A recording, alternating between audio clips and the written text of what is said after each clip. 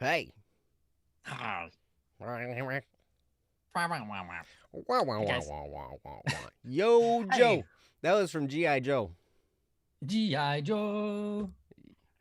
Yes. Welcome to Don't Worry Wednesday. This is not G.I. Joe. I am not a That would GI. be, you are not G.I. I'm not a GI. I'm not in the military. What's the And G.I. stand for? gastrointestinal. That's what I thought. Gastrointestinal Joe. Gastrointestinal Joe. I That have does had. actually sound like the name of a real cartoon, like from that era. You know what I'm saying? You got Earthworm Jim, Yeah. Gastrointestinal Joe. I can see it. Yeah. Totally. Mm-hmm. Anyways, welcome to Don't Worry Wednesday.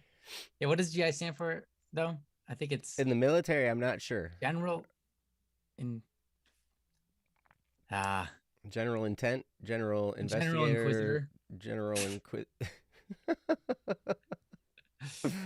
Oh my. Just take a G word and Geometrical an I word indications. and put them together, and Yeah, you got GI. Yeah, it's perfect. yeah. Garfunkel insubordinate. That's probably what it is. That's totally what it is. Uh-huh. Sounds right to me. Welcome to Don't Worry Wednesday, the show where we talk about apparently absolutely stupid things and also whatever you have us talk about, which is good stuff. Um, yeah, sounds good. This General is issue. Don't Worry Wednesday. If you guys haven't been here before, basically we accept topics from the live stream and talk about them, usually pertaining to life problems. Things like, recently had a death in the family. How do you handle that? Or, trying to figure out relationship issues or trying to help uh, get motivated for something. It could be anything you're dealing with in life and you're starting to, feel like you're struggling and want a second opinion or maybe just uh, want some encouragement. Sometimes we already know the way. A lot of times you guys already know the way and you're smart enough and you can get through it without us.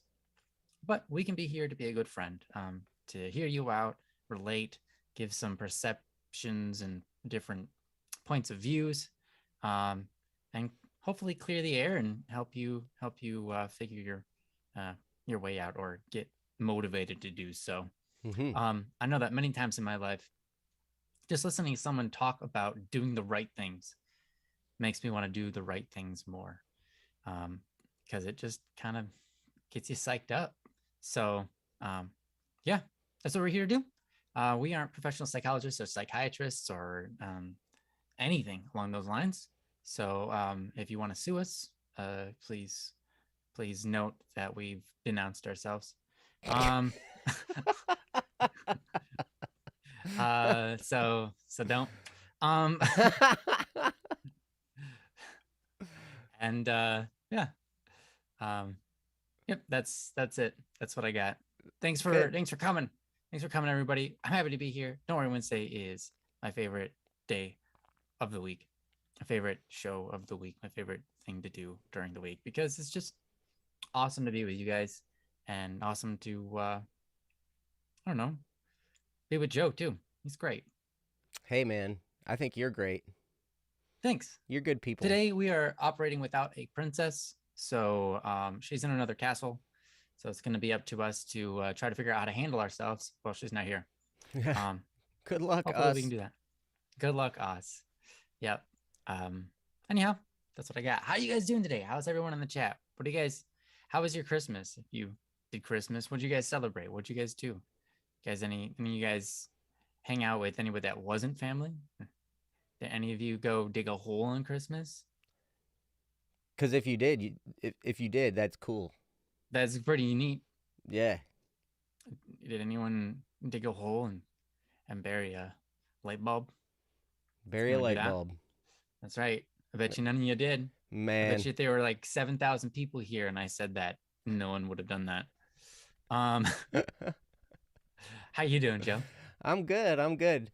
Yeah. Oh, I'd like to did you say how to get a hold of us? To leave a Oh no, topic? I if you couldn't want to do, remember if if you you want to heard that submit or a not. topic for us, we would really appreciate it.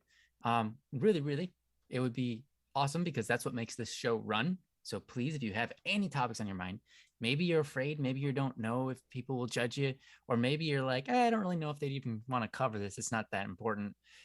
Either way, please share us topics. We appreciate them no matter what they are. If you want to submit a topic, you can type it right here in the chat, or you can do it to our emails if you want to remain anonymous. Our emails are dww@bss.studio. I'll type that in the chat. Yes, that's our emails. That one is our Yep, emails. send that one email. That's emails together. dww@bss.studio is our emails.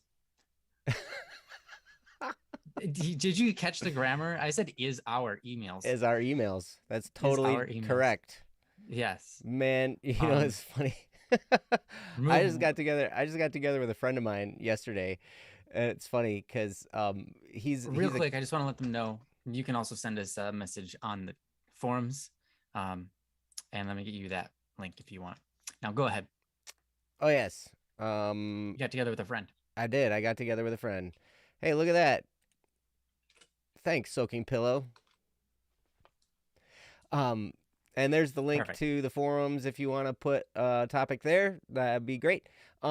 Yeah, I got together with a friend of mine, and he's a college professor, and he teaches he teaches composition in college, and he also does like first year seminar stuff, and you know, to help students kind of get their bearings on what college is about, what they're going to be pursuing, all that kind of stuff, and kind of what college is for.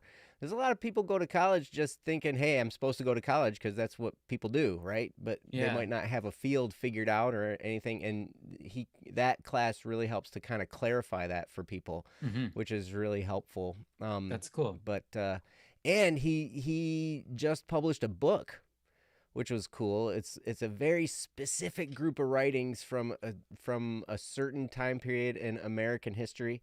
It was really but it's all these essays. It was really, really cool. So, but I just thought of that because you were like, write us in emails. Oh. Contact us on our emails. Our emails is. Our emails is. I'm like, man, if he was watching, he'd be like, oh man, these guys. Yeah. These guys. Man, they can't even do. Holy cow. Can't even grammar. They can't even grammar. Is that how you say that grammatically? Maybe. Grammar. Maybe. Yeah. Penny, I'm so sorry to hear that you'll have to probably put your cat to sleep tomorrow. That is a sad, rough time. Man. Yeah. Yep. After 17 years. Wow. Dang. That's awesome, a decent though. amount of time with a cat. Mm-hmm. So although it is sad, especially when they've been with you that long, to lose that companion is tough, Yeah. So my heart goes out to you. It's a tough time. Same. Yeah. No matter, whatever life comes to an end, human or animal, we feel for that. It does hit us hard. So I wish you guys the best in your recovery from that experience. I know that's hard. So. Yep, it is tough to say goodbye. It's tough to say goodbye to a friend. It's tough to say goodbye to a pet. And a pet really is a friend and like a member of your family. So I totally understand. Unless you're my grandpa. My grandpa's he's a big hunter. Okay. And whenever he owned a pet, it always lived outside. And he has no problems killing them. It's weird. He's like literally one time all my brother's family was over at their house, and there was like a squirrel that was hurt on the ground. So he went out back, grabbed a shovel, and started hitting it with a shovel to completely kill it so that it wouldn't be in pain anymore, I guess. Yeah. Which is nice, but like the kids are sitting there watching him in just horror. Oh my gosh. He's bludgeoning a squirrel with a shovel. Yeah, with a shovel. And we're just like, That's grandpa.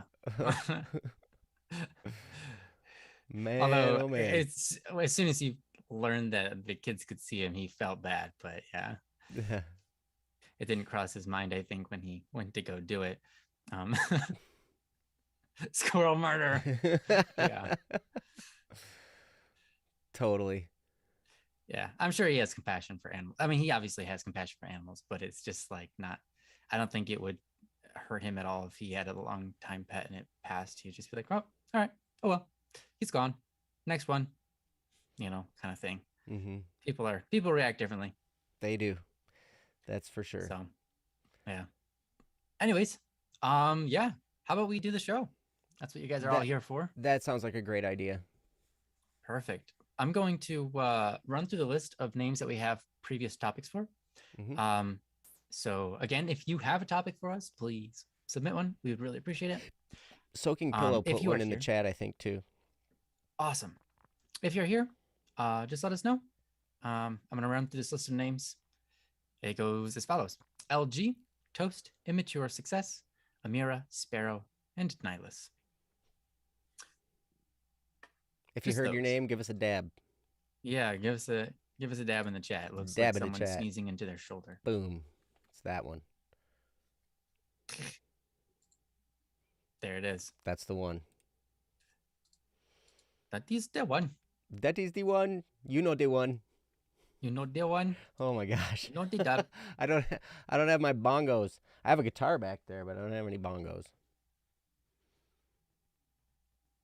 How come? Oh, okay. Okay. All right. Okay. Okay. We also have a we also have Amai has requested that we talk about Right. what we do, do like a Q&A about us, which is flattering because hey, Mm-hmm. Yeah, thanks for bringing that up. I was going to say, if we don't have any topics today, I guess Amai, the floor is yours. You can ask us whatever kind of questions you want. mm-hmm. Since if we don't have a topic. Well, we could do Soaking Pillows topic Yes. here. So Soaking Pillow has one. It doesn't seem like anybody else is here. LG, Toast, Immature Success, Amira, Sparrow, and Nihilus. I don't see any of them in the Did we I'm so sorry. Can you really managed to pronounce my us? name wrong again? I know. And as soon as I was saying it, I was like, this doesn't seem right. I feel like we've been corrected on this before. I was just copying what Joe said. So how can you write in the chat how we are to pronounce your name? That would be wonderful. If it's not Amai, then is it Amay or Ama? I guess to be Amay. Amay. Amazing. Amay. There you go. Amay. Okay. Amay. All right. Kind of like Amay. That. All right. Sorry. Okay. Amy. Amay, like amazing. All right. Cool. Awesome. Well, now we know. So yes. Soaking Pillow, we'll start with yours since you are here. I'm just gonna go ahead and read it. This is from Soaking Pillow. It's not got a title, but it's nice and short. It reads as follows. Actually, where exactly is it? I have to find it. I can read it. How do you do work on projects that seem overwhelming and big, and you don't feel like you have time to work on them because you don't have much time to relax? That's what it was. I'll read it again. How do you do work on projects that seem overwhelming and big, and you don't feel like you have time to work on them because you don't have much time to relax? That's a great question. How do you do work? I guess that's a interesting way to ask the question, but how do you do the work on the projects that seem overwhelming and big, especially when you're kind of just worn out and you don't have any time to relax? Man, honestly, that's a great question. I think sometimes you just say, whatever, I got to do what I got to do and do what you can. Mm-hmm. But there's also times where you just have to realize that we're human beings and we have a limit to what we are capable of. And sometimes it's more important to be healthy than it is to be active. It's more important to care for yourself and be growing as a human being than it is to work too hard and damage yourself. So there is definitely a line you have to pay attention to. And getting that right balance is hard. It's very hard. But when you have this huge project ahead of you, I can understand there are so many times where all of your emotions are against you doing it. And then when you try to do it, your brain is somewhere else, or it's like attacking you on the inside. And you're like, I don't want to do it. I don't want to do it. And you're trying to do it. And you can't get yourself to do it, because even when you're trying to do it, your brain doesn't want to listen anymore. Doesn't want to do this big project because it seems too big and overwhelming. So I've got a couple of different things I can maybe advise and give some insight to my experiences, or from my experiences. But I'm going to give it over to Joe first and see what he's got to say. Oh boy. Well, I can tell you, it says, how do you work on projects that seem overwhelming and big? You know, I'll tell you, the first step is to freak out.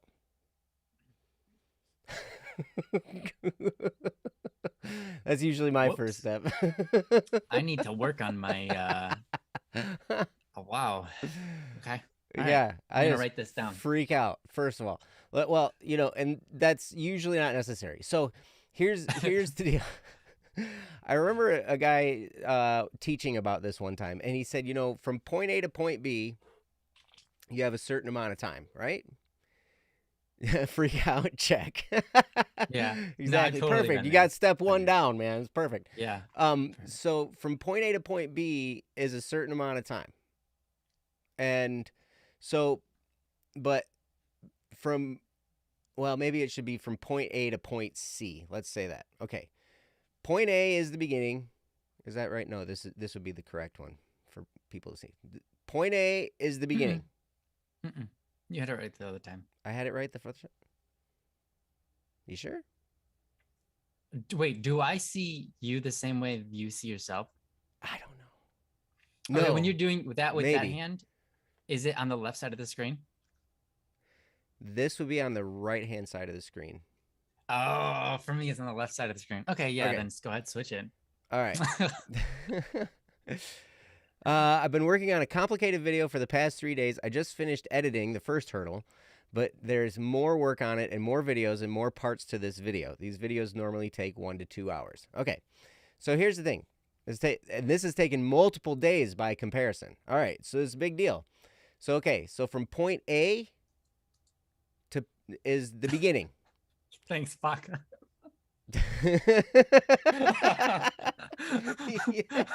Step 1, freak out. Step 2, figure out A and B. Step 2, what is or A and C? B, C? I can't where do we start? Now I'm confused.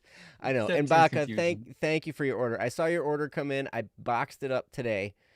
Cool. And so it will be shipping out tomorrow. So that'll be awesome. But anyway, okay. So point A is the beginning. Let's see. Point C is completion. Somewhere in between point A and C is point B. Okay? Now, point B is when you stop freaking out about it and actually get to work. So what you find is from point A to point B is the variable amount of time. Point B to point C is actually less time than you probably think, because you're not freaking out about it anymore and you're just doing the job, right? You're just doing what you need to do to get it done. So, but we kind of all go through this. And so if we can recognize that we're in that initial freaking out period, you know, especially of a big project. For instance, this was a big project. Baka just ordered one of these. The Criminal Idol book. You can see the reflection of my ring light in it, and you can see the reflection of my screens. You know, you can see all kinds of great stuff in it. Oh, it's wonderful. But a mirror. I know. But this book, how long did it take? Do you remember? Mm-mm. It's a beautiful book. It's beautifully laid out. I did the page layout. um, Ryan wrote everything there is to know about Criminal Idol season 1.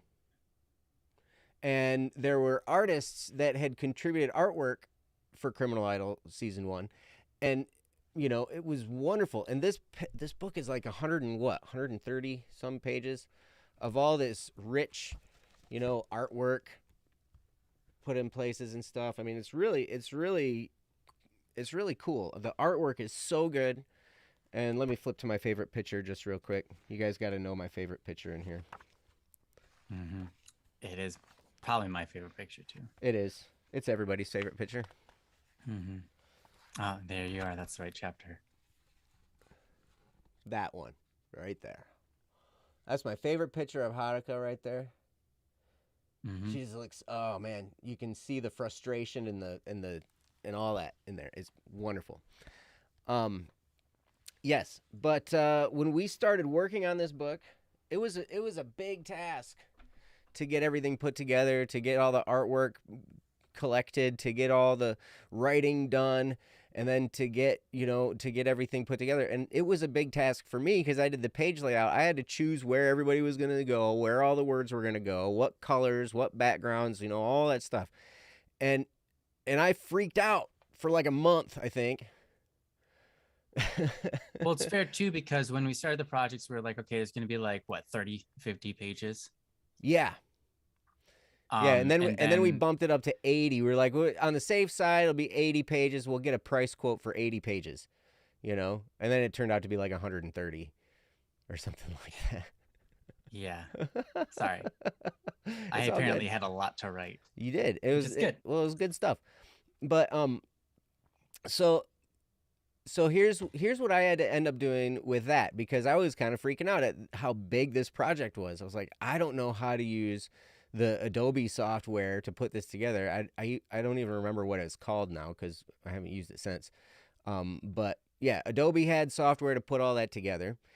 And so then we could publish the book.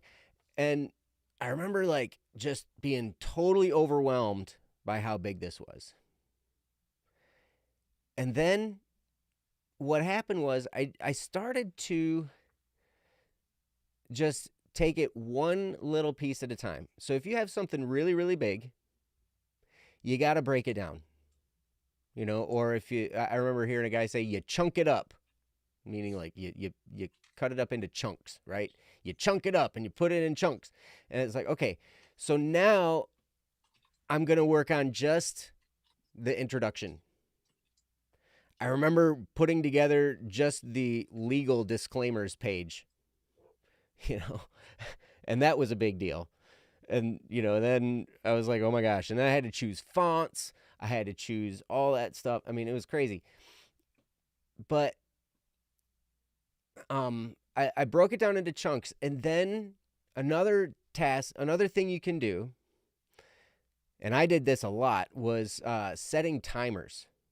Either for 30 minutes or an hour, however long I thought I could work on it at any given time. And then I'd give myself a break, right? So I'd set a timer and I'd work on it for an hour. And then I'd give myself a 10-minute, 15-minute, half hour, 2-hour break, something like that. And work on it for another hour. Sometimes you got to. Sometimes you got to, man. But so first, take it in little chunks.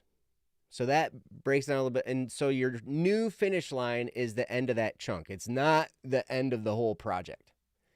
And then even those little chunks can seem overwhelming sometimes. And so at that point, I would set timers for myself and I'd be like, okay, I'm going to work on this for an hour and then I'm going to take a break.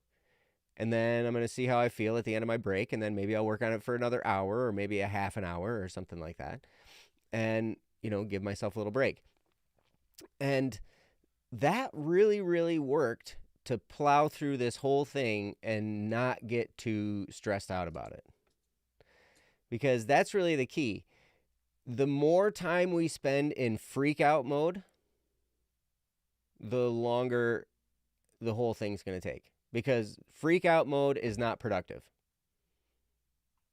You can take it from me, or you can try it yourself if you want. That's totally fine. Try it out. you'll Learn probably its learn. dumb. Exactly. But those are some things that helped me get through that big project. Anytime I'm working on an album, like I'm working on an album with John O. Taylor right now, and Mhm. we've broken that down into chunks, and each song is its own chunk, and then each part to each song is its own chunk, and then the mixing process is its own chunk, and then the mastering process is its own chunk, and all these things can be put into chunks, and each one might take more than an hour. And so sometimes you have to give yourself, a certain amount of time to work on a certain chunk and give yourself a break and then do it again. And that really, really helps cut down the stress, first of all. And then, second of all, at the end of your day of working on it, or at the end of your hour of working on it, or whatever, you feel really good. You feel like you won. I hit my goal. I worked on this for an hour. Even if I didn't accomplish a whole lot, I still worked on it. And sometimes just working on it, you're going to learn what you need to learn in order to get to that next step, or maybe even to just finish the step you're on. I know for the stuff that I'm working on in this album with Jono, a big part of it is figuring out the parts I'm going to play. And that might take days. I might have to mess around with something for days. Same with writing lyrics. Writing lyrics takes forever sometimes. And so you just sit down and you write a bunch of words, and a lot of times, I write lyrics to a song and then I revise them for about 2 months, while I listen to it in the car over and over and over and over and over and over and over again, and think, oh, this would sound better if it was changed to this, and then, do it like that. So, but the whole process is moving forward, even if it doesn't feel like it. Does that make sense? Sometimes you might feel like, hey, I take 1 step forward and 5 steps backwards because I'm not, I'm just not getting it. I'm not getting anywhere. I'm further behind than I was, but you're actually not, because what you did is you ruled out a whole bunch of stuff that wasn't going to work. Right? I think it was Thomas Edison had over 1,000 different combinations of things to come up with the element for the light bulb. And he tried over 1,000 different things. And somebody asked him, what did it feel like, trying over 1,000 times to get that right? And he said, what did it feel like failing so many times? He's like, I didn't fail. I just found a lot of different things that wouldn't work. And that was all part of the process of finding out what actually would work. So these are all things. This is all part of the process. And so I would recommend that. I would recommend breaking it down into little chunks and then setting timers and working on those chunks and then giving yourself breaks and doing it that way. It'll take a lot of the stress off of the freak out period. And it'll reduce the freaking out time that you have. So that's pretty much what I have on this. It's pretty straightforward and simple as far as what to do. And then I'm going to turn it over to Ryan because he probably has different and better ways of doing things than I do. He's quite a bit more productive than me a lot of times. So Ryan, take it away. I don't know if that's true at all, but I can try to give you some things that I've learned. First off, what you said here about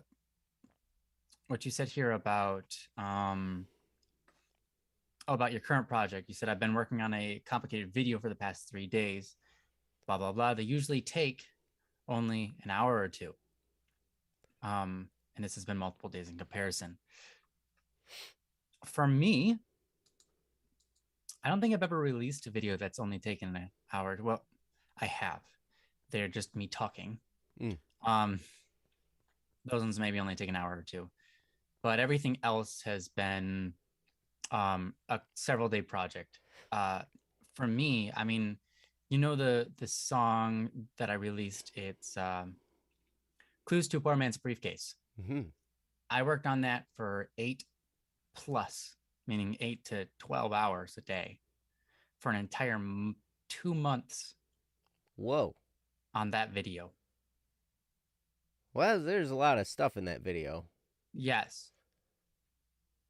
And that was the project. Here's how I did it. You go in and you don't look at the project as a whole. You have an idea for what it's going to look like in the finish. Sure. You have an idea of like, okay, this is where where I'm done. I know when I'm done when I reach the end, you know? Hmm. And then I watch it through 10 times and make 4 different edits. And then I say I'm done. Hmm. And then you watch it again and you're like, no, not done yet. But anyways, um, no, when I was doing that, you just start at the beginning and you don't worry about how long it is. You only worry about that you're actually doing something. You're moving forward. So a lot of times it can scare us. It can make us feel like, oh, we'll never do it. It's too much big of a project. Blah blah blah. We'll scare ourselves into unproductivity, improduct, whatever the word Non-productivity, is, non-productivity, maybe, into not being productive. anti-productivity. Yeah, not being productive. And so, because productivity is a, it can be an emotional thing. Um, it's interesting, however, I will say this. Um, a lot of times people get employed at a workplace, right? Hmm. And while they're at their workplace, they do whatever they're asked to do. No emotions apply. Sometimes they're not necessarily feeling it, but they do the work regardless. Sometimes they are feeling it and they're doing the work and they're happy. But people have this ability to remove their emotions, to separate out their emotions and say they don't apply here. I'm just going to do this project regardless Hmm. of what I want to do. It is what I have to do. It's my work. It's what I'm supposed to be doing. Blah blah blah. People have a way of dividing their personal life from their work life, right? And so it tells me that humans should be able to do that even when it's not at work. Usually, if you have someone asking you to do a job for you, it's easier to do that job and disregard your emotions. When you're doing a job for yourself or a job that you are doing because of your emotions in the first place, like, oh, I really wanted to get into video editing. So, I was pumped up and now I'm in it. And now you've gotten into something and you've made your emotions the reason for doing it. So then when your emotions aren't there, even if you're working for someone else, if your emotions aren't there, you're not going to want to do it and it makes you slack, right? It Hmm. makes you get overwhelmed. In fact, it makes you get overwhelmed because you're allowing your emotions to determine how you experience doing the work. If you never did that, you would never get overwhelmed with the work. You would just be doing it because emotions wouldn't be a part of it, right? Hmm. Now, my point isn't that emotions are bad. They're very good. In fact, the whole point of maybe starting this whole thing out of emotions shows that emotions are good because they've created the start for us. They are the kindle or the kindling for the big fire that you have now, right? They are the little pieces of wood that you set fire to before they combust into onto logs and things like that, right? Hmm. But now you've got this huge bonfire, and your emotions. You don't want your emotions deciding how that bonfire spreads because it could just be snuffed out on a whim or it could explode into a forest fire. Who knows, right? So there's a point where emotions are really good for us, and then there's a point where emotions could be bad for us, just like anything in life. And so here's the question: how do you separate out your emotions from the project you're working on? Because if you can do that, then you won't feel overwhelmed by the size of the project. You won't feel overwhelmed by the fact that it's taking several days, right? You'll just be doing the work, and it's not a matter of how the work feels to you. It's a matter of how are you moving along, right? Mm-hmm. So how do you separate out your emotions in this kind of environment? I think that being a first step is acknowledging that you have emotions tied into it, right? Helps a big deal, because when you acknowledge that you have emotions tied up into it, it allows you to face them. It allows you to look at them and say, um, you know, um, I guess admit to them and then hopefully take responsibility for them. Now, nobody has perfect control over their emotions, but there are certain things we can do physically that can help steer us in the right direction. Um, that can be uh, lifestyle choices. For example, how much are you giving into your emotions throughout the day? It's a good question. How much are you giving into your emotions, your whims, your desires throughout the day? How much are you letting your emotions throughout the day decide for you what you eat, what you drink, what you do for your free time, right? Mm-hmm. When you wake up, when you go to bed, etc. How you relate to people, who you talk to, right? All of these things are usually based on desires, usually based on emotions, right? If you can gain control over your emotions through your lifestyle, it helps you gain control over your emotions during your work, right? Another thing is very much just mind over matter. Like I said, many people go into their workplace and they're just like, this is my job. I get paid to do this and I get it done.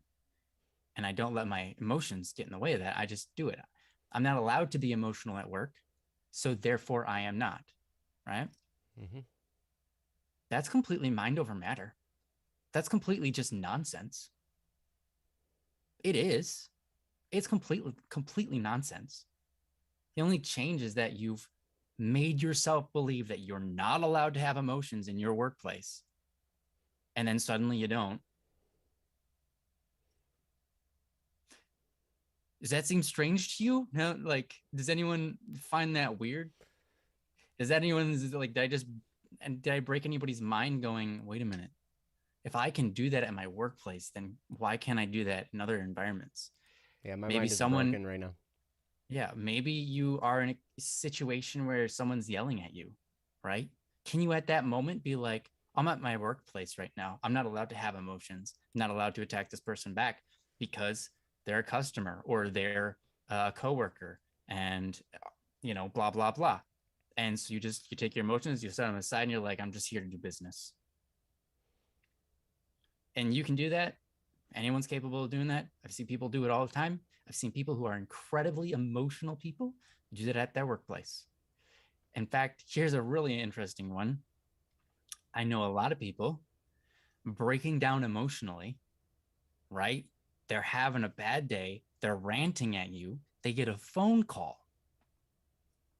They pick up the phone and they go from, I'm so angry, to, hey, how are you doing? Oh, yeah, it's nice to. Okay, yes, yes. Oh, you did get the email. Okay, perfect, perfect. All right, cool. Oh, yes, absolutely. Yeah. Mm-hmm. Okay, fantastic. Well, have a wonderful day. Oh, yeah, thank you. Thank you. All right, bye bye. Right? Excuse me? Excuse me. Don't give me this, oh, like emotional fit right now when I just saw you do that to yourself. You like people have emotional control, but the thing is we don't want to express emotional control because we want our emotions to be justified, because we Mm. want our desires to be justified, right? Mm-hmm. Does that make sense? Mm-hmm. We want our desires to be justified. We want our emotions to be justified. We want to be acknowledged that we are right with our emotions and that our emotions are the right response and so on and so forth. Which is okay, which is okay, which is okay. But sometimes in life, if you're trying to get something done, sometimes you just got to leave your emotions out of it. You got to pick up that phone and act like it's a phone call. You got to pretend you're in the workplace. You got to do those kind of things. Um, you know, and and again, there's nothing wrong with emotions, but there's a balance that needs to be had. There needs to be control, right? Um, so if you're experiencing like, oh, it's overwhelming, or it's too much work, or I have no more motivation, um, or I'm worried, all of these things, hopefully you can take some of this advice and apply it. Apply this whole concept of we are actually capable of doing it if we say so. But if we fail to think that we can, we won't. It is very much a mind over matter thing. But yeah, so that's my recommendation there. And then I think I might have had one more thing to say, but instead, right now, I'm gonna go over pass it back on to Joe in case he's got something he wants to add. What to add to that? That was brilliant. I don't know. I don't know. I I don't know if I can add to that. I do Oh, like the idea of compartmentalizing work and you know your regular life, and it can be kind of tough because um I I work now full time for Black Static and Swerve, and so I spend a lot of time here at my computer. Actually, I spent a lot of time in the past few days working on guitars, because I recently got a bunch of new guitars for free that were they're borrowed, but they all needed work. They all needed new electronics or fret leveling and crowning or all kinds of stuff. And I'm like, okay, I guess my job this week is to take three non-functioning guitars and make them functioning guitars. So that's my job description for the week, right? And mm, so one of the things that you can do, because it was kind of tough. You know, I've never wired up a guitar from scratch before, all the electronics in a guitar. And I just finished that for the first time today, right? And it worked. I was really excited. But there were times when I was like, I don't know what I'm doing. I don't know how this works. There are like 5 billion different options on how I could wire this up, and they're all going to have subtle differences. So I need to figure out what I want to do and how I want to do it and da da da da da, right? And I remember looking through all these countless diagrams of wiring and how to do all this stuff, and I'm like, "Oh geez. I don't know what to do. I'm going to have to make a decision. And so finally I made a decision, and what got me over the hump, and maybe this can help you too, Soaking Pillow. That is, sometimes we have to visualize the thing being done. I remember hearing a guy talk one time. You'll appreciate this, Soaking Pillow. He was taking all of so he had like a really old Corvette, and it was, I don't know, maybe a 1960 something, Corvette. And what he wanted to do was take all of the guts out of it and replace it with brand new guts, like mm, the engine, the transmission, everything he wanted to do. And so that required some serious modifications of all of it in order to fit all that stuff in there, right? And there were times when it was so frustrating for him. And he's like, I don't know what to do. I got to reroute this over here. I got to put this here. Like we got to figure out how to fit all this stuff in here. And what he would do, he'd get to a point where he was frustrated. And so he would take a break and he would sit in the driver's seat of this shell of a car because he'd already taken everything out, right? right. so it's basically nothing, but he did keep the driver's seat in there. And so he would sit in the driver's seat of this Corvette and he would imagine what it was going to be like when he had the job finished and he was able to drive in this car that felt like a brand new Corvette but looked like a classic Corvette. And he just imagined that. He imagined, because it was a convertible, so the top was down, and he imagined cruising down the street or, down some empty road or whatever really fast, and the wind blowing through his hair. He had glorious hair. I would have to imagine the wind flowing over my head, which would be great. But he would sit there and he would close his eyes and he would envision what it was going to be like when it was finished. And I did that with this guitar too. I was like, okay, what's this going to sound like? I'm taking this guitar that I got for free that my friend bought for $60. and it's been through a few hands. Ryan had it for a while, and then it got handed off to me, and I got it all cleaned up and set up and everything, and I played it, and I was like, this sounds like horrible butt guitar, right? Because the electronics were really, really cheap in it. And so I was like, all right, I need to replace all these. So I called my buddy Steve, and I'm like, what do I need to put in here? He's like, 57 reissue Gibson pickups, da da da da da da. And I'm like, okay, well, if we're going vintage 1957 era electronics, then I better look into all the other components that were of that time too. And so I found this tone capacitor that, was a Russian military surplus capacitor from World War II. And I was like, all right, that's the one, because it's built like they built them back in the 50s. And so, and then I took all the old electronics out and I threw them away. I'm like, done. Those are gone. And somehow I got to get all this other stuff in here, wired the way it was in the 50s, and put it all together.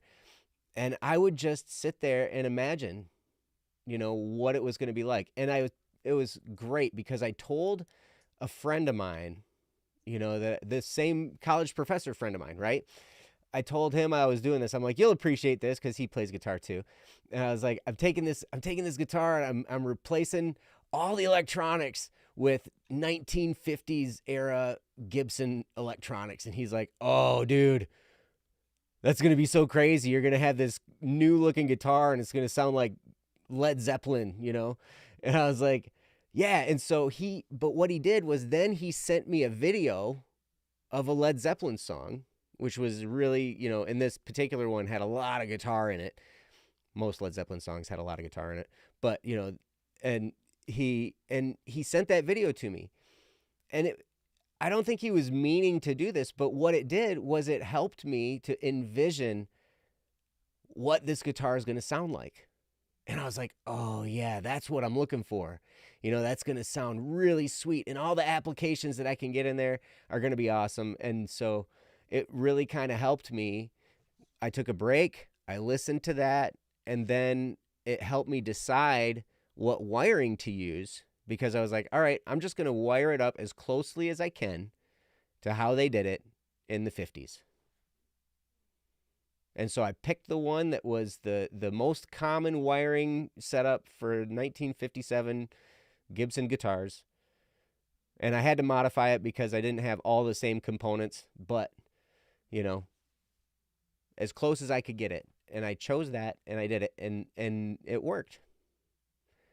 I didn't even break anything. Whoa.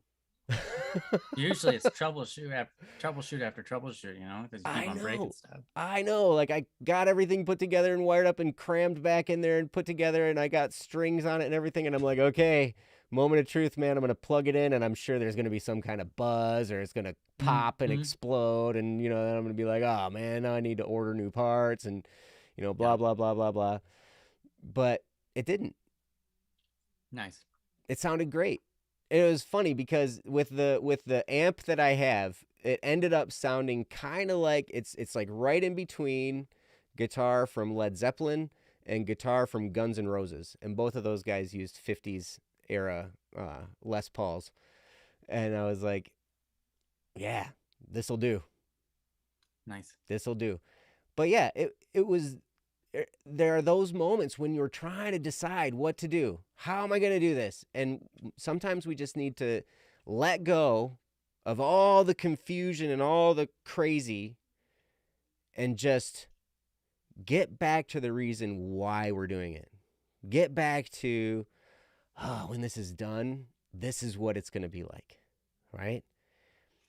And what that does is it is it helps us to cut out all the nonsense and focus on the goal. My therapist, you guys, those of you guys mostly know, I'm going through a divorce right now, and I just had a meeting with my therapist, and she's like, "Okay, you ever been in a storm before on a boat?" And I'm like, "Kinda. I've been out in a boat, and a storm was coming in, and so we were like, oh no, we better get to the dock really quick." And she's like, "Okay, that's what I want you to think about. I want you to think about getting to the dock. What is that? What does that mean? What did you do when you were in a boat and the storm was coming in? Because you're going to go through this storm. You know, there's this time, and it's going to be hard, and it's going to be painful, and it's going to be rough. And you need to think about getting to the dock." And so, what did you do in the boat? I'm like, "Well, we were in a motorboat, so we just, just pointed the bow at the dock and opened up the motor and just went straight for it," right? She's like, "Yep, think about that. As you're going through these storms, as you're going through the confusion, as you're going through the painful times, as you're going through the stress and the overwhelm of all of it, remember, you're heading toward the dock, and think about the dock. And think about, all right, we're going to get there. No matter what's happening, all these little waves that are around us, we're going to go past them. We're going to handle them as they come, and we're going to get through. But keep your eye on the dock." And I thought that was brilliant. And you can apply that in a big task like this. You can apply that in a heart-wrenching task like a divorce. You can apply that in anything. Get to the dock. Keep your eye on the dock. And the stuff's going to come. You handle it as it gets there, but never lose sight of the dock. And so that's what I would encourage you to do. Think about, what's this project going to be like when it's done? What's it going to be like when you're done with this video and you upload it and it's out there? How great is that going to feel to have accomplished this task? And as you do that, all the little things that come your way, they get a little bit easier to slide over, and it gets really good. So anyway, hopefully that helps you out. But yeah, that's what I got. Ryan? Awesome. Yeah, I'm going to follow that up with just a couple of things. I've got 3 things to tell you. They're kind of a recap. But, Joe was saying, sitting in the car and imagining what driving that car was like, right? Or, work on his guitars, taking some time to imagine. What's that doing? That's emotional control. Why? Because what he's doing is he's feeding his desire with these ideas, and he's reminding himself why he wanted to do it in the first place, right? Mm-hmm. And that builds up the emotion of wanting to do it, right? So before I was saying, have emotional control. You can cut your emotions off if they're getting in the way. But there's another part of emotional control is to use your emotions to help you, right? So building up your emotions for a project might be the ticket. So that's that. Another thing I wanted to say is basically there's 2 things that are one thing. It's about planning or compartmentalizing your activity, your task at hand. Here's the thing. I've noticed in myself that if I have a big project, the best thing I can do is look where I currently am in the present. Keep my focus, like Joe was saying with the, taking his boat to the dock, keep my focus on the end. But do not pay attention to what's in between those things. Don't worry about the middle. Let's say you're playing baseball. Someone's going to pitch you the ball, right? They're going to throw that ball and you have to hit it with a bat. You watch the present moment for when he throws that ball and which way it looks like its trajectory coming at you, right? And as it's coming towards you, that's all you can see. And you can picture that and you can see, oh, it's doing this, it's doing this, it's doing this. But all the while, your brain is also thinking about, okay, when I hit it, the end, right? The end is when you hit the ball. And if you keep your eye on the ball, right, that helps you hit it. But you can only keep your eye on the ball in present time. You don't even try to go, someone's thrown the ball and you go, oh, they threw it like that, which means during this whole middle process, it's going to be here, here, here, here, here, here, here, here, here, here, here, here, here, and then try to math it all out until it gets to you and you go, that means I have to swing in 0.43 seconds. Okay. 1, go. It'd be insane, right? Obviously, that's just ridiculous. But it's also equally ridiculous when you have a big project and you're currently maybe halfway through or maybe in the beginning, right? And your mind is going, okay, but then after I complete this task comes that, and that. And your brain is trying to handle all of that. Don't worry about all those things in the middle. Maybe the next step is okay, but beyond that, don't worry about it. Why? Because your brain isn't made to handle all the information. We as human beings, I think some of us, one of the great advantages of me is that I'm not one of these people. Some of us like to plan. And planning is a good thing. I'm that person. Planning is a good thing, but planning will hold you back from actually achieving what you're trying to do. Because in the end, all that matters is the end and where you are right now, and that you're walking a path to get there, right? If you try to plan out the whole thing, you're going to be wasting your time. Because not all the time, but many times, if you're trying to plan out the whole thing, it's going to be a big waste of time because that plan is not going to go how you expect. And then you're going to have to replan. You're going to take a few steps and you're going to have to replan again. You're going to take a few steps and you're going to have to replan again. And that is detrimental. You have to not do that.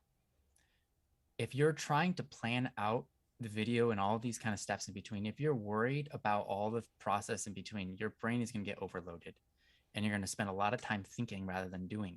And then what happens? If you spend all this time thinking rather than doing, you see no results. What happens when your brain sees no results? Your emotions turn against you. They say, I haven't gotten anything done. This project isn't going well for me. Why am I even doing this? Right? Failing to plan is planning to fail, or something like that. Right. You have to plan in some cases, right? You have to plan to have an end point, right? Your end point is planned, but everything in between can change, right? If you go through life and you don't have any idea what you're shooting for, I'm sorry, but your life is not going to amount to a whole lot of success in much of anything because you haven't determined what you want to be successful at. You do have to plan those things out. But if you're working on a project and you spend more time planning than you do doing, then there's going to be emotional problems inside your head. There's going to be just panic and detestment for the work in general. So it's my perspective, and I could just be dumb, but my perspective is if you have a project and it's a big project, look at what you can do right now and just focus on doing that. The next step will follow, and the next step will follow automatically. You don't have to plan the whole thing out before you begin. And if you try, you're going to overload yourself. So do what is in front of you that can be done. And then when you finish that, the next step will be there already waiting for you. most of the time. Mm-hmm. Now, there are times where you have to take a step back and go, okay, see, this isn't working. I have to figure out, I have to plan, do, check, and adjust on this particular part of the project. And that's okay. But if you're getting overwhelmed, it might be because you're trying to look at the whole project as a whole, when really you should be looking at each individual step, and keeping your mind on the end the whole time, like Joe was saying, because that's really the whole, like, if you don't keep your eye on the end and you just start working, you're going to end up somewhere where you didn't want to go. Mm-hmm. You actually do have to have your endpoint in mind, right? And sometimes your endpoint, your endpoint stays the same, but sometimes by doing something, like, for example, especially in video editing, when I'm editing a video, I'm trying to make little changes. And as I'm making all these little changes, my mind comes up with new ideas. And I'm like, oh, that's a really good idea. I can throw this later on in the video. I didn't even think about this. Why? Because I didn't try to plan it out necessarily. I did, but it's a rough draft of a plan now. I'm not trying to plan out every single little detail. As I'm going along the video, my mind is capable of coming up with new ideas to make the end even better, right? Mm-hmm. And so a lot of times your plan is going to change anyways because you come up with cooler ideas while you're working on it. Mm-hmm. So allow yourself to just get into it and start enjoying what you have in front of you. And then with that, you can start to grow your plan that you have already maybe roughly planned out towards your end. Because like I said, you learn things as you go along when you're creating anything new, when you're creating a video, when you're creating a song, when you're creating a piece of code, when you're doing anything creative, your mind will come up with new ideas that you didn't think about before. And you're going to want to incorporate those. Why? Because they're going to be fun to do that. Right? And it's going to get you back into wanting to do it. Mm-hmm. So basically my point is planning is good, but don't do too much of it, because there isn't too much. Mm-hmm. And if you can prevent yourself just by focusing on what you have in front of you, you're going to get a lot farther and have a lot better self-esteem and a lot better idea of where the project is than if you're trying to just plan out the whole thing and being overwhelmed by it. Mm-hmm. So yeah. And yeah, emotional control is important. And this is all working towards emotional control. Mm-hmm. Joe? Yeah, I was just thinking of a paraphrase of what you were talking about. What can you take action on? A lot of times, there are some steps that you need to do in the beginning. There are steps that you need to take. And so you just start those. Just figure out an action step and start on it. Like Ryan was just talking about. That's brilliant. Because, yeah, a lot of things are going to come as a result of you taking action. You're going to learn things as you go. You're going to learn new manipulations of things, and you're going to be like, oh, I never would have known this if I hadn't done this step beforehand. And so start with a step that you can take action on. And if you do that, then you're in motion. If you can think in terms of action, that can be really, really helpful. So hopefully that's helpful for you, Soaking Pillow. Yeah. I think that we're going to call that topic overdone. Overcooked? Nah, we just been on it for a while. Overcooked. But I do hope that it pre-made Metal Epic Battle Armor. Yeah, pre-made Metal Epic Battle Armor. Metal Epic Battle Armor. Engage. Pre-made Metal Epic Battle Armor. Oh my gosh. That's an old video I made. It's on this channel. You can find it. Yep. How to look up Ash if you want to. Yeah, Origami Jet. Yeah, you got it. Makes sense now. Perfect. Yeah. Awesome. Thanks, Soaking Pillow. I really do hope that helps.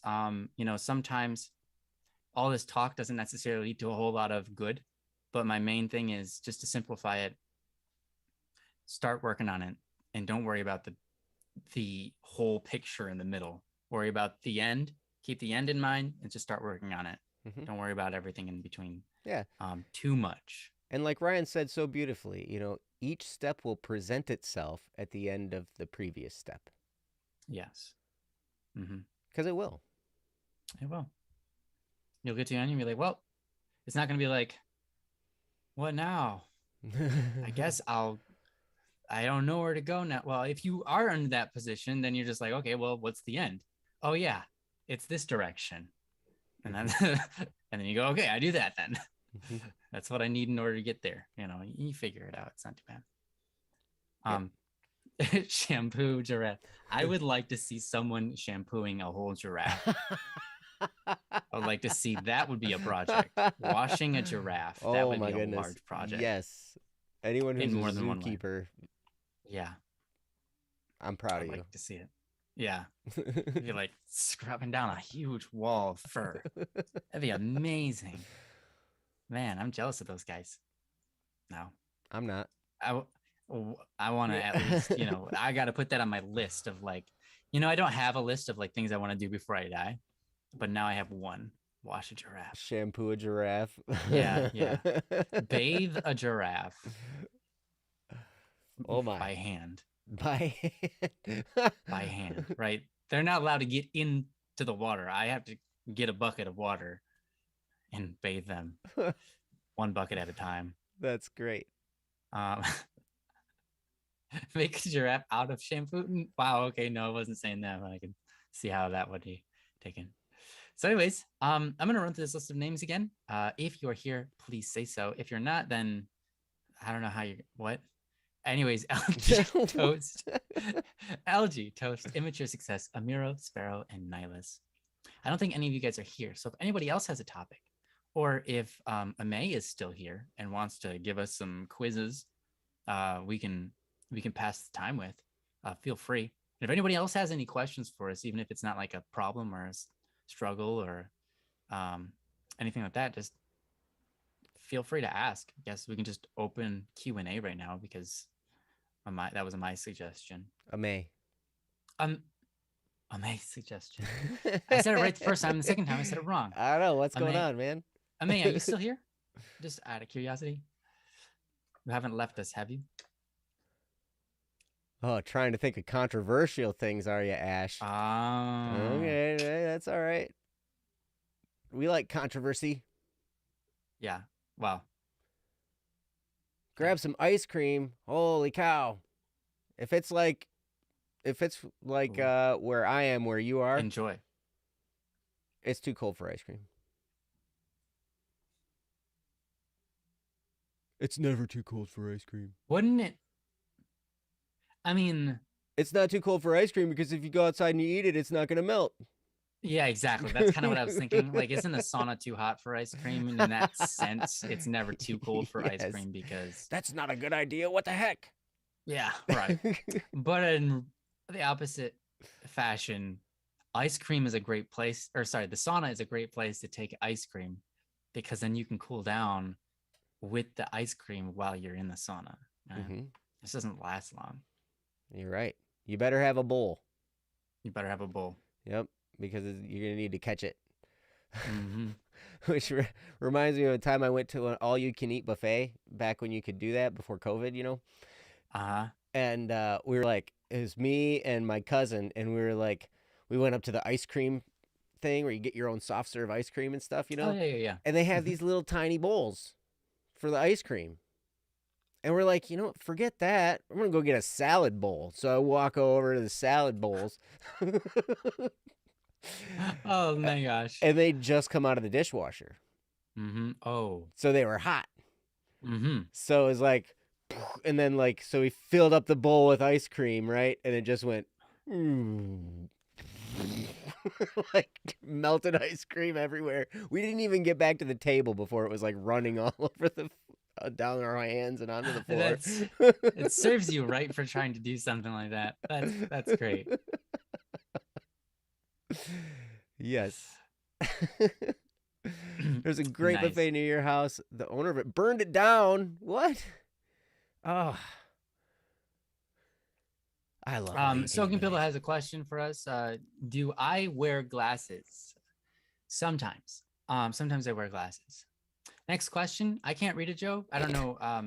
There is no next I question. That was can't. the only Oh, okay, one. good, good, okay. Because I wouldn't be able to see it if there were. Well, what did Ame? Ame did ask a couple questions at the very, very beginning. Yes, There were but a Amay, I couple. don't think is here anymore. Ame, are you here? We've asked it before. Mm-hmm.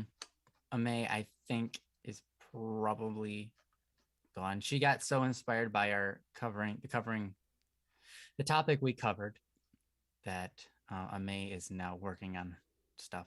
I'm Okay. sure. Mm-hmm. Yes. Yes. That's good. Mm-hmm. That's good. Yep. About our private life. Oh, Ame was Oh, asking, okay. was going to say about our private life. Uh-huh. What? Oh, I see. Yes. Oh yeah, Yes. it's definitely black. It is definitely black. Is Joe's black? No. I didn't think so. It's like burgundy. Yeah, it's got a red to it. It's nice. It's brand new too. I got it for Christmas. It looks nice. It's my Christmas Can shirt. It's a little hard to see because it's so dark, but it is nice looking. Yeah. It's warm. I Which like it. you need warm stuff these days cuz it's cold. Mm-hmm. If you live where we live, Mhm. you don't. You could, well, there are certain places like Kiribati Where it's that it never gets cold. never it's always the same. Mm-hmm. It's very boring weather-wise. It is boring weatherized, but probably in a good way. Yeah. Maybe. Predictable. Um, except for there might be issues of like occasional like hurricanes and stuff, and there's nothing boring about that. Mhm. But actually, I think it said hurricanes don't tend to hit it because it's so small in the middle of the ocean. It doesn't really have an impact on the wind or the weather or anything like that. Mm. Interesting. So hurricanes don't tend to form in that area. Well, and they wouldn't be I hurricanes think. anyway because it's Pacific, so they'd be typhoons. Is there a real difference though? I'm just curious. Do they spin different directions I or don't know. something? I don't know. It's 3 degrees in Minnesota. Your ice cream is not going to melt. Um, It's going to get more frozen. yeah.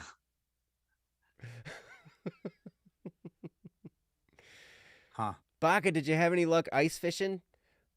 It's been a Yeah, did you long catch any? time since I've been ice fishing. I always enjoyed it, but I always enjoyed ice fishing in a shanty, not out in the outside. Freezing cold. Oh my gosh. Oh my gosh, that is so. I remember going ice fishing one time just out on the lake, in the open, and it's wide open space, and so the wind just goes Oh yeah. crazy. Yeah. And it's just like after about 5 minutes, it's like, okay, I'm done with this. Let's go inside. Must be time for hot chocolate or something because this is terrible. Yeah. I don't want to do this I anymore. can imagine. Because your body's not gonna be able to retain heat when wind keeps on taking it all away from you. Mm-mm. Nope. Oh man, that would be so painful. Terrible. No thanks. I'm good inside my house. I don't need a fish shanty. I don't need it. I don't need a fish in the middle of winter. No.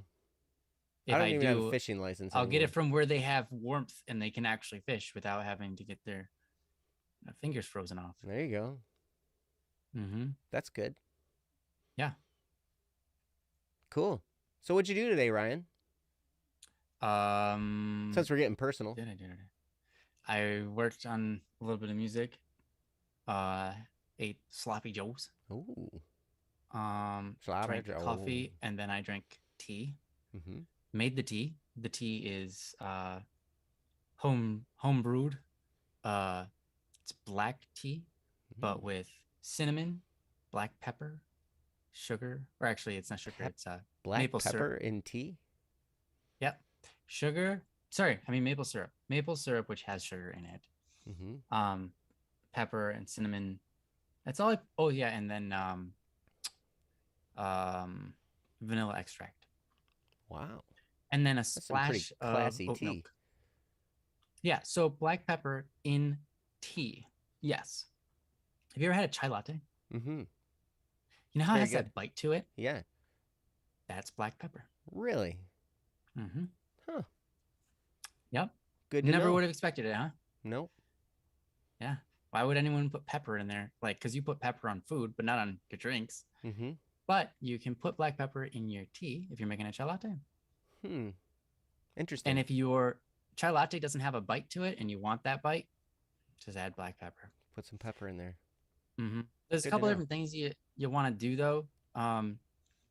I've said this before now. If I had a different life and I wasn't a musician, I'd be a mixologist for Ooh. sure. I'd be making drinks. Ooh. But if you're putting pepper into your tea, you're gonna want to put a pepper into your cup, put a little bit of water, and then mix it up Mm-hmm. with that little bit of water. Same thing with cinnamon or any kind of powdery substance, because otherwise the stuff will just float on top and it will never get absorbed. The flavor will never absorb into it. So you need just a tiny bit of water with your stuff. Make a paste essentially. If you can make a paste with it, then it'll absorb into the water with the rest. Mm. Otherwise, it won't absorb. It'll just sit there and float on the top, and then it won't taste like you want it to. Does it taste good? Yes. Yes. It does taste good. Does anyone else here like making drinks? It's Yeah. probably just me. I'm weird. I made coffee. You do? Oh, yeah? Yep. I mean, making up drinks, or I guess coffee is making a drink, though, in the same way. It is. It's instant coffee. Don't drink pepper now, kids.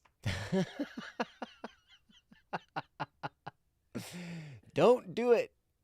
Have you ever had like chicken noodle soup? I You put have. pepper in it, Mm-hmm. and then you're like drinking it, and all of a sudden pepper gets stuck in the inside of your throat, and you're like, oh, it's just stuck there. Yes. Oh man, it's the worst. Hey, how's it going, Ruperta? I don't know if I pronounced that right. Ruperta, Sibella, Ruperta Sibella. I think I don't Sibella know. is a lot easier to say. Sibella. Yeah. I don't know. That might be. Oh, where are you from? I don't It's know. probably some kind of a bot, but that's a Yeah. pretty cool name. I was gonna say. I'm sure it's a bot. Yeah. Var.tech. I'm sure it's a bot, but it's a cool name. Yep.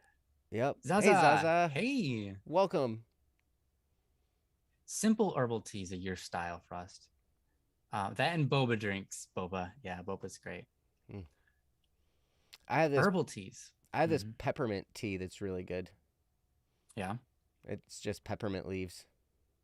Mm-hmm. And it's really good. It's weird though because you drink a hot drink and it's got that mint cooling effect, you know? Mm-hmm. So it's like hot cooling drink. Yeah. It's weird. Yeah. It is weird. I think if you wanted to spice up a peppermint drink, go with ginger. Ooh. And almond extract. If you want to get fancy with it. Fancy dancy. Mm-hmm. You put on your fancy pants. That's right. Mm-hmm. Never had boba, Ash? Jeez. Me neither. Really? Yeah. I Yeah. can believe that. You can believe that? I can believe that. I can believe you've never had boba. Well, it's because of the area.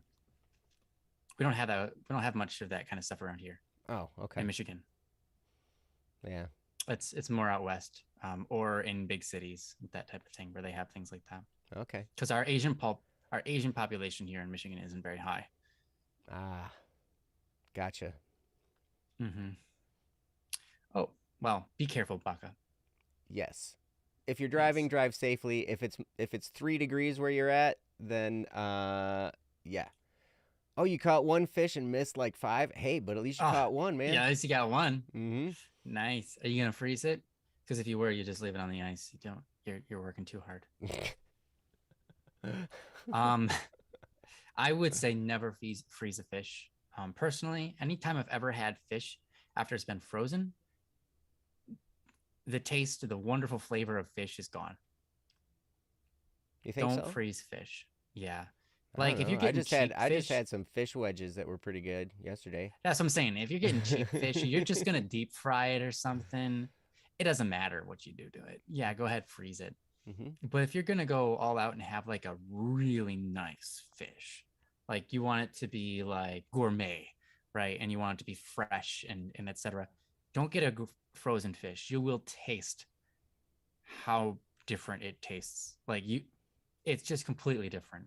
Hmm. Because what happens is fish has water inside of the meat, right? Has liquid inside of the meat. Yeah. And then when you freeze it, that liquid crystallizes and expands and it breaks apart the meat structure. And then your fish turns gray. When you pull it out of the freezer and you unthaw it, it's not as bright. You mean when you It's thaw not as it?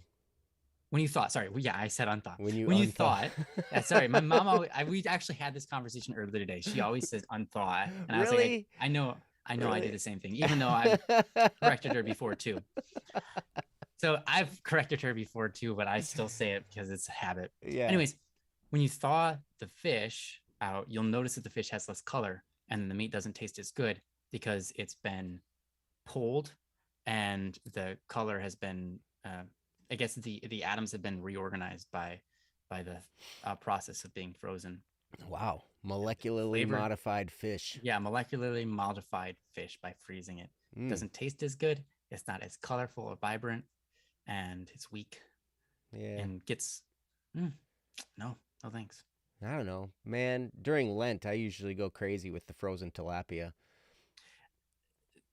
It's like fried though, right? Oh yeah. Well, yeah. It's like You breaded take and deep it. fried. I've got. Well, yeah.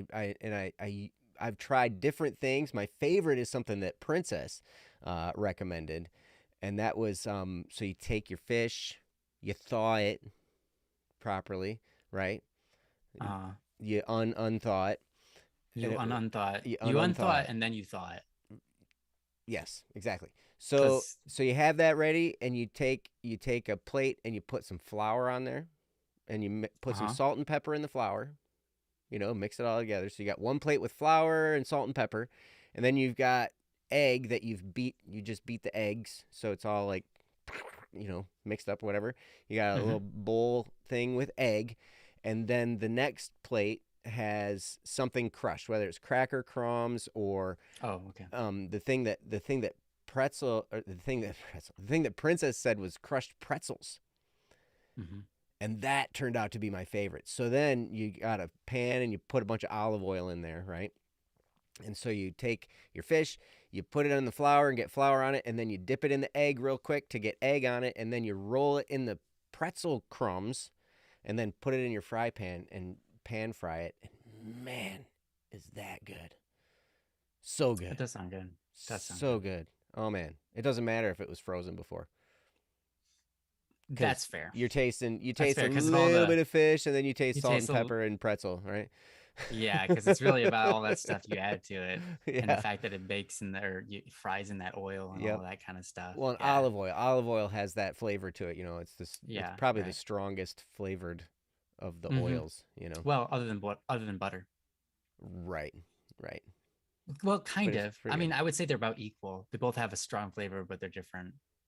Olive oil you can definitely taste, and butter you can taste, and it's really good.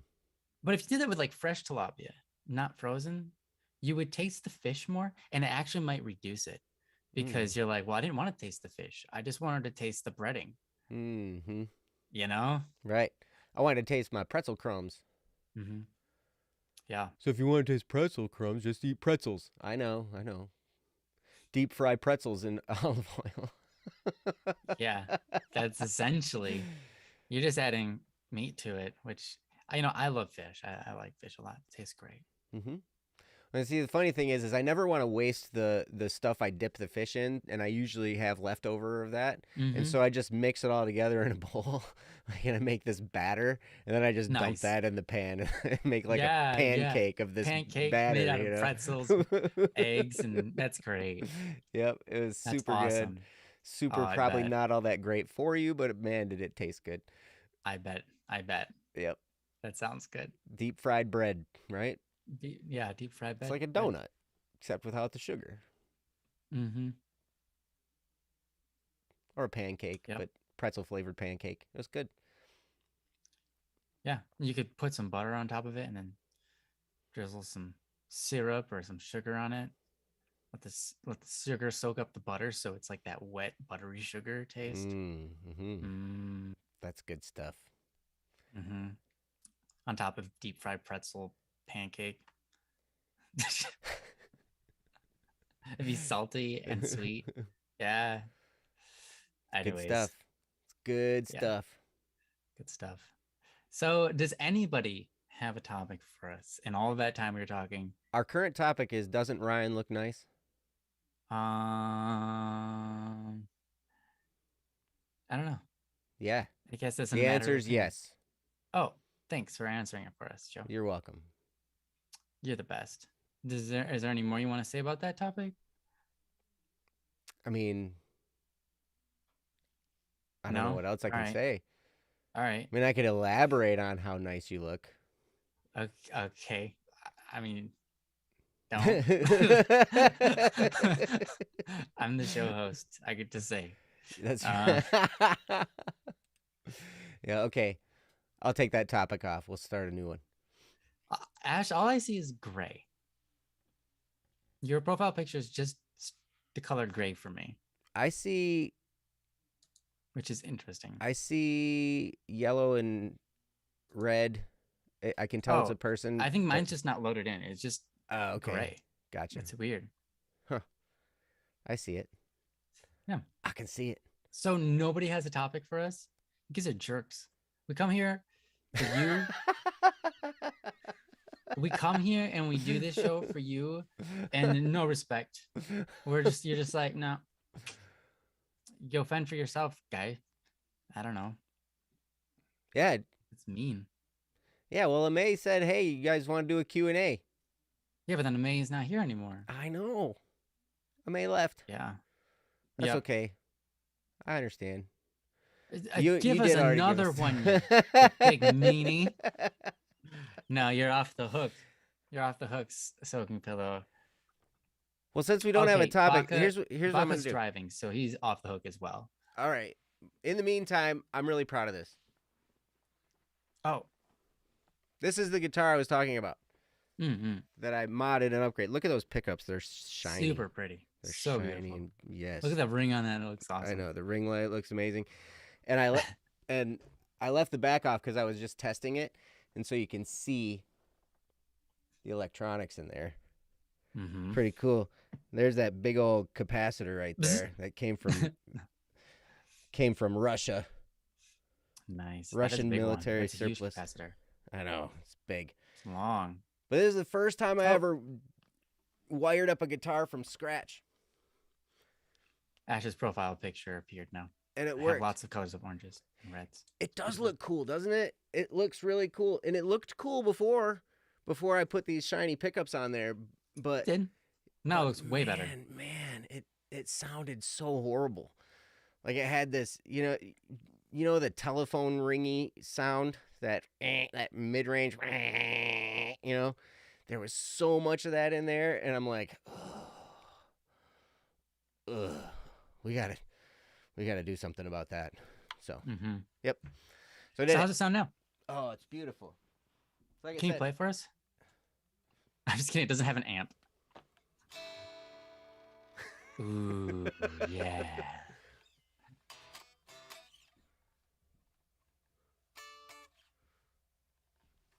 Can you do that last thing you just did, but then like make it funky? Can you do that like? Because that's what it could sound funky. Yeah, I can probably do that. Oh, this is part of one of the songs from Jono, from the Jono project.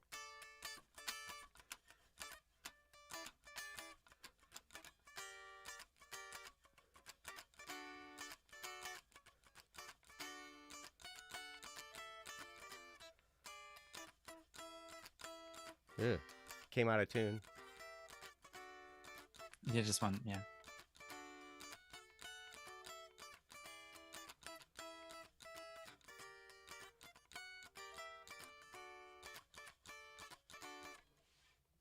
That sounds awesome. That was great, man. It sounds way better plugged in. Yeah, well, of course.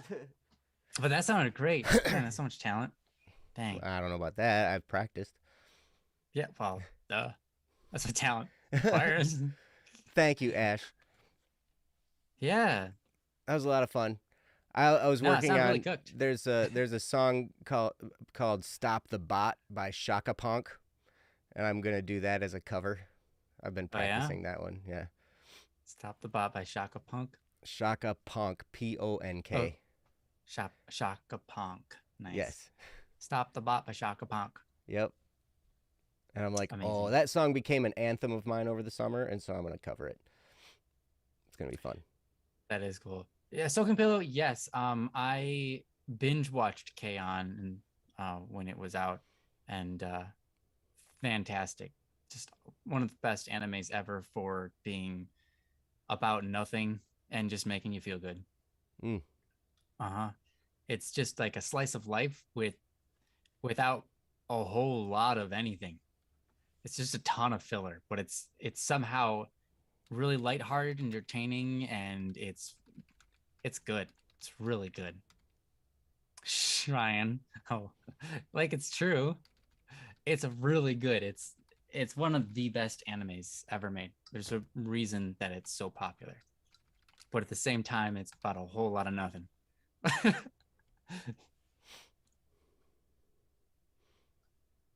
Yes.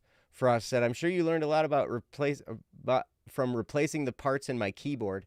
Yeah, I did. Oh, I posted that on Instagram way back when. I think that was in the spring. Um, my keyboard started smoking. Like I plugged it in and I turned it on, and then smoke started coming out of it, and I'm like,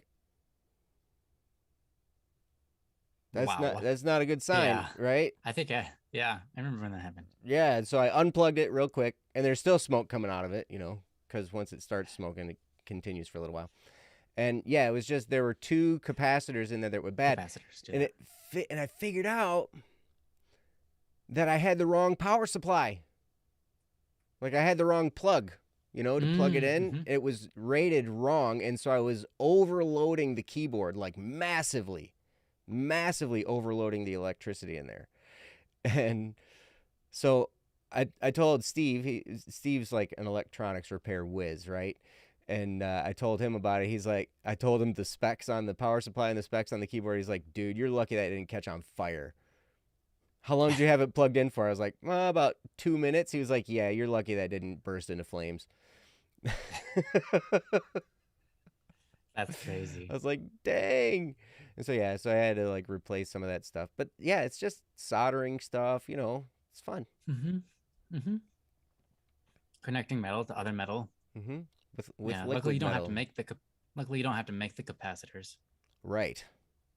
You can order those. You order them. Exactly. And they're Mm-hmm. usually pretty cheap. But that one in there was not cheap because it's a World War II era, new It old was stock procured from Russian military surplus. very, very, very expensive for a capacitor, but capacitors are so inexpensive that what did you say it was like $11 for Yeah, that it thing? was $11. That's an expensive capacitor. Usually That's a really expensive you get capacitor, like but it's 10 of them for $7, yeah, you know. yeah, yeah, and you got one for 11. But all things considered, that's not that expensive. $11 is not a big deal for a guitar that yeah, you're Right. really making. I said to a friend, I posted to a friend, I was like, is a free guitar really free when you spend $400 in parts for it? No, it's a $400 guitar. No, it's a $400 guitar. But here's the cool thing: the guitars that they build with those electronics in it that it now sounds like, those are like two thousand 600. dollar guitars. Oh, geez, 2000. Yeah. Wow, sell Like, it. No, just kidding. no way, man. I'm gonna play it. Yeah, good. Yeah. And then I just That's bought awesome. these. These are going in the other guitar. Ryan, I showed you these. These are the Mm-hmm. pickups that are going in the other one. And so that's my next project. And so now I have 2 out of the 3 guitars done. Ooh, sweet. Yep. And I even named them. Cool. Well, I'll have to show you what I have, what I need you to play. Yeah, You start working. that's Vlad. Vlad, you named your guitar? I named that one Vlad. Uh, After anybody, He looks like a or just Vlad. because?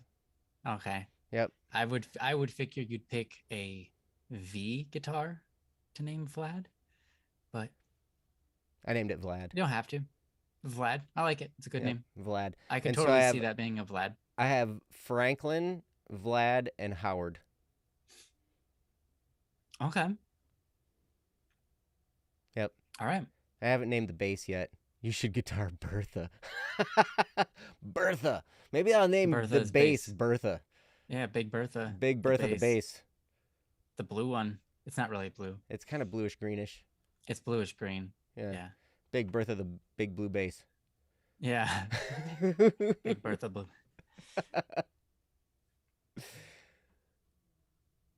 Dang, you could make a Awesome. capacitor. It's doable. You learned how to make them in physics, but music Really? grade caps are a bit more precise. Not really. I did a lot of research on those. The only reason I picked that was because it's made the little separator in there. There's two like metal plates in a capacitor, and then there's a separating thing, and that's made of different material. And back then, now they're made of mylar and stuff nowadays, so it's like a synthetic, separation insulator thing. That has paper and oil in it, like how they used to make them. And so it just colors the tone just a little bit differently. And yeah, you can do that. That's cool. Name the bass Bertha. All right. Done. Maybe Queen Bertha. Okay. Queenie. I watched Fantastic Beasts, and all I can think of is the guy saying Queenie. What's Fantastic Beasts? It's a movie? Fantastic Beasts and Where to Find Them. It's part of the Harry Potter universe or whatever. Is it now a movie that's kind of older? Like a couple of years old now? Yeah, there's been a sequel. There's a third one that's coming out, I think, at some point. Oh, wait, no. Okay. So after they finished all of the Harry Potters, they actually started a new series of Harry Potter movies. Yes, but it comes before the time of Harry Potter. So Dumbledore is like a teacher, and he's a young guy. He's a younger guy and a teacher at Hogwarts, right? Okay. Yes. All right. Cool. I didn't know that. Yeah. But yeah, there's a guy in there, and he's a muggle, and his girlfriend is a witch, and her name is Queenie, and he's always like Queenie. so now I just like find myself saying that to myself all the time. Yeah. You have a violin named Sahara and a guitar named Susan or Suzanne. Yeah. How do you pronounce that? Is it Susan or Suzanne? Yeah, soaking pillow. Maybe it's the material. I know that generic caps can be crackly when used for music. Okay, yep. So most headphone amps have brown caps instead of black. Yeah, I can see that. And sometimes it's the way they're set up too. In this case, it was the way it was wired in. It was wired in differently back in the 50s than they wire them in now. Now they like wire them to one of the poles on the knob pot and then ground it to the back of the pot. This was in line between the volume and the tone knobs. So it's wired in a little bit differently, changes the way it reacts in there. Everything just colors things just a little bit different. It's interesting. Yeah. I don't know. That's neither here nor there probably, but I've been geeking out on this stuff now for the last week and a half because I've been trying to figure out what I'm going to do with these guitars. So yeah. Well, now you got to play them. Mm-hmm. You've been practicing? Well, I've been repairing. Yeah. Just curious if you've been practicing them. Yes. As well. When there's no topic, it goes from DWW to the Ryan and Joe show. Apparently.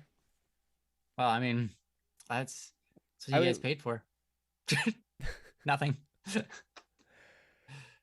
That's a good question. Are they directional or symmetric? I think they're symmetric, but I wasn't taking any chances. I saw on the side of the capacitor there was like this little arrow thing looking thing, like a triangle, and it was pointed at one of the ends. And so I was like, all right, so must be I have to go in that direction. So I have to wire it in that direction, you know. I didn't want to take any chances. It didn't have a plus and a minus on it at Hmm. all. So it didn't have a positive and negative, but it did have that little arrow looking thing. And so I was like, you know what?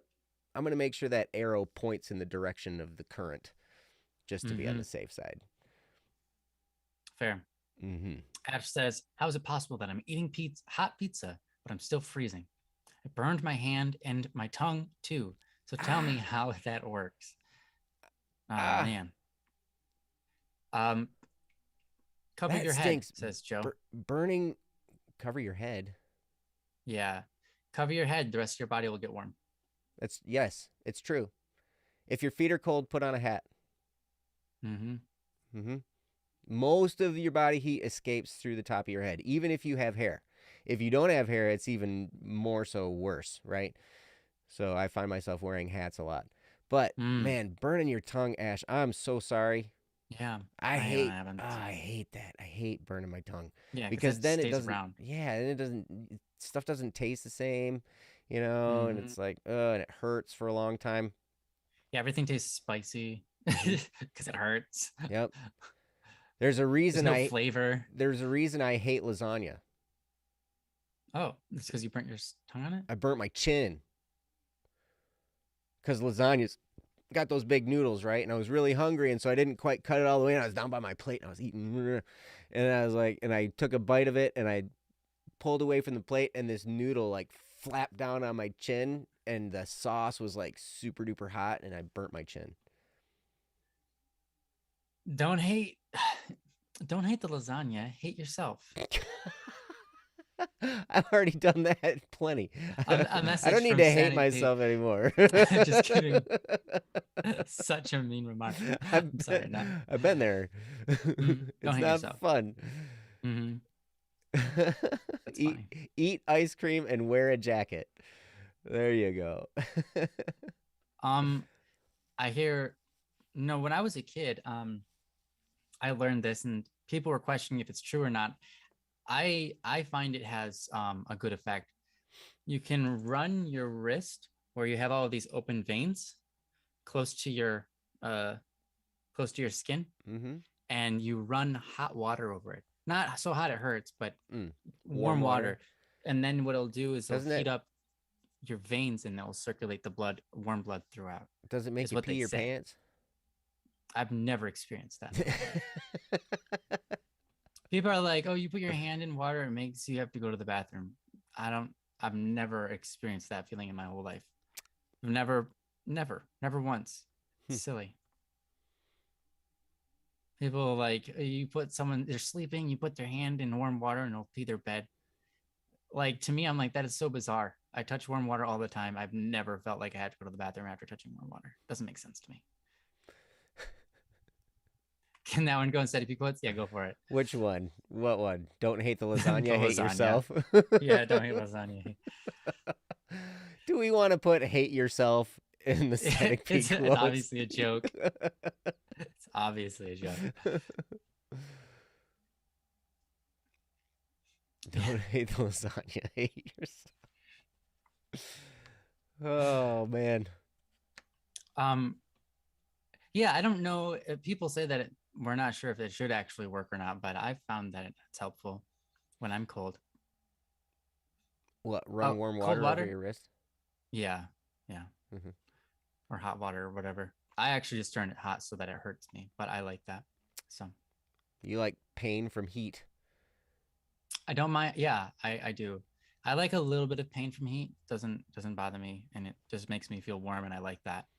I don't like pain from cold because that just hurts. Hmm. There's nothing nice about it, See, I was and it thinking about this lingers. the other day when I was standing outside cleaning my car off and it was cold, right? My Mm-hmm. fingers were hurting. And Mm-hmm. I was like, you need to apply the same principle of learning how to like foods that you don't like to Right. I cold. thought about that. I thought about doing that You before. need to just stand out there and deal with it until you don't feel it anymore. You go numb Right. eventually, right? Yeah. That's true. It's a completely different reason. It's not my O factor. It's going, oh, he's felt this long enough. We'll make it numb now. No, it's completely different. It's not your O It's factories, like but it's not a hypothermia brain power and thing. and It's frostbite. literally your nerves stop can't function correctly anymore. Yeah. So And then you go inside and you feel really, really hot. no. You do. I'm telling you. Uh-uh. I did. Well, I Well, experienced this yes. firsthand when I went swimming in Lake Superior Yeah, in yeah. January. Yeah. I do know that you do feel hot, but at the same time, you can still feel the pain while feeling hot. But that's my predicament. I don't expect anybody else to feel that. Yeah, just go jump in Lake Superior Mm-hmm. in the middle of winter. Mm-hmm. You only have to be in for like 11 seconds. And then when you get out, Okay. you're just like, oh. And then the whole rest of the day, you feel so warm and comfortable, cozy. It's amazing. That's great. You're Wow. like, I'm not gonna do that. I'll just be warm and comfy without having to do all that kind of stuff. Thanks. Yes. You will Uh-huh. not jump in a lake because you don't know how to swim, actually. That Oh, would I'm be sorry, Ash. that'd be a good reason not to do that. Yes. Yeah. Hey, Baron. Baron, do you have a topic for us? I'm just kidding. We're actually at the last 3 minutes of our show, or less actually. We're at the end of the show. Mm-hmm. But Baron, if you have a topic for us, we could do it next time. No one had it. We had one topic. It was pretty good. We could. We'll do it next year for you. Yeah, next year. See you next year, guys. That's how that line goes. See, Frost knows what I'm talking about. A quick swim in ice cold water is so refreshing. It is. Mm. I'll never do it again, but I did it once. And you were Mm. right. It's refreshing, but I'm done. Yeah. I experienced I it. believe that. I believe that for other people. I believe that for other people. Mm-hmm. I just know that my brain interprets cold differently than other people. So I tell you, when you dive down in water that cold, it feels like knives. yeah, It feels like you're getting stabbed like all over. Mm-hmm. Yeah. Yeah. That's what I feel like when I grab milk in the grocery store. You get stabbed by the milk jug. Yes. Wow. Mm-hmm. That's there's a weird miscircuitry in my brain. Like if I grab something that's frozen, like out of the freezer, and I hold on to it, like it's instant. I'm getting stabbed, and I walk with it, and I put it down. My hand still feels that throbbing pain because it's still cold. I have to wait for my hand to warm up to like 80 degrees because that's body temperature before it stops hurting. Mm. So it's not a fun time. I would never jump in a lake like that. You just need to wear a hat, and then you'll be fine.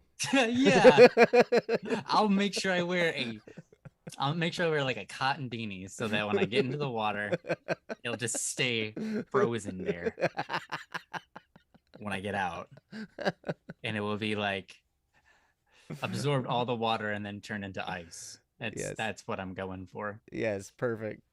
Welcome back, Baka. Yes, welcome back. I saw. Yeah, that's true, Soaking. I got a box coming your way. Mm-hmm. Baka, you're getting mail from Joe. Mm-hmm. Is it from Joe or is it from BSS? It's from BSS. He ordered a book and a flash drive. Ooh, awesome. Nice. Yeah. I'm excited for you. Mm-hmm. Good stuff. Yep. All right. Well, we're at the end of our show. Thanks for sticking around, even though we didn't get to do a topic the last half. But we did all kinds of topics. Yeah, we did. Yeah, we got all sorts of different kind of topics. I hope you guys had fun. I hope you guys were entertained and enjoyed yourselves, regardless. And we hope also that we get to see you next year on Wednesday. This coming Wednesday is another Don't Worry Wednesday, just like all the other Wednesdays. So don't forget it. Hope you got your resolutions that you're not going to ever miss a Don't Worry Wednesday. Everybody needs that resolution. Mm-hmm.